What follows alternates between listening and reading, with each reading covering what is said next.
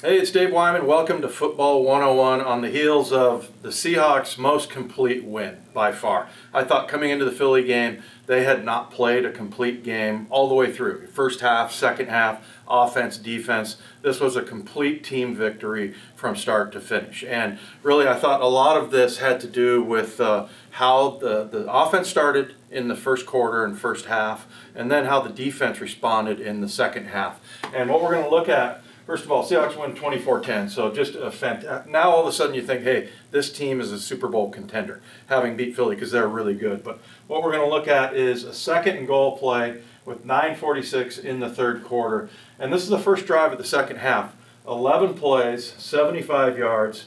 Philadelphia Eagles end up getting 0 out of this. And a lot of it is because some of the unsung heroes in this game, I thought the D-line, and especially when I went back and looked at it, we interviewed Sheldon Richardson the other day, just a great guy, loves playing football. But Frank Clark with his hit on Carson Wentz, the first sack he got, and then the one where he jumped off sides, it just slowly kind of softened him up.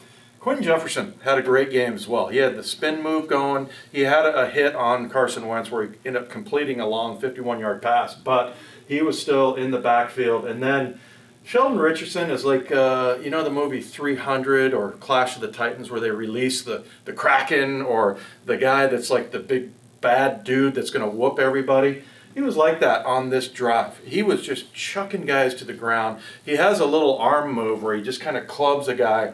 He knocked, I counted 4 guys down on this drive. And what he ends up doing on this play, this is the, like I mentioned, second and goal from the 6-yard line, is he ends up getting a strip in this. And the D-line just in general was so active and just all over Carson Wentz that I thought, you know, they finally wore him down. So this was a play, and really what it was a read option by Carson Wentz, where you see the offense, they're just trying to wash everybody down. And then they're kind of reading, you know, the defensive end, which was Frank Clark. But, you know, with this, the running back came inside, and Carson Wentz got right here, and I thought he thought there was enough room between Frank Clark here and Sheldon Richardson, who was just being sort of walled off by this tackle right here. So he decides to keep it and goes upfield. Now, I mentioned 2-gap here. Now, and here's what that means. It's when you come down the middle of a player and you play either side. It's really hard to do, and you usually, only a guy like Cortez Kennedy typically, the guy down in Jacksonville, Calais Campbell, big monster guy. If you're a big enough, strong enough guy, that means you take the guy down the middle and you play both sides. You play this gap and that gap, and he 2-gapped this one, and I don't know if it was by design, but this tackle, this huge 300-pound guy, got like head up on Sheldon Richardson, and I think what Carson Wentz thought was that he had him beat. Well, he didn't chuck the guy down on this one, but the way that he pulled him away and was able to get in here and get the hit on Carson Wentz was just unbelievable. And just the scrap and the fight for these guys. After the game, Sheldon Richardson said, look, you give us a blade of grass and we're going to defend it. And here they are. They're going down into the end zone. This is going to tie it. This will tie the game after a 75-yard drive. They'll tie the game. It'll be 10-10. And then instead, he puts his big old paw in there and gets it on the ball. Ball ends up getting fumbled out of the back of the end zone. And then Seahawks take over.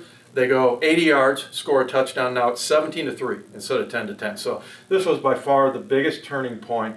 And I just really wanted to, if you get a chance to go back and watch the game, especially Sheldon Richardson, Seahawks traded for him, traded Curse away in a draft choice. And I think a lot of people are like, why? Well, this is why. And he's also had a lot of plays this year that a lot of D tackles you don't see him making. You don't usually get that much production from these guys inside. And here he has this big play. He's got an interception. He's got a fumble. He's got a sack. And then just throwing guys on the ground. I mean, that's just one of those things where you don't throw a 300-pound guy to the ground. And on one play, he did it twice. He got the tackle, and then he got the guard. So that's what I thought softened these guys up. And now, like I mentioned, all of a sudden, this defense, how they're playing, these guys stepping up. Yeah, we don't have Cam. We don't have Richard Sherman. But you've got players like Quentin Jefferson who's stepping up. Frank Clark, I think, is a superstar. Sheldon Richardson's a superstar. Bradley McDougall had a great game too. So lots to like in this game, but especially the D-line did a really good job, and I thought they definitely helped seal this game.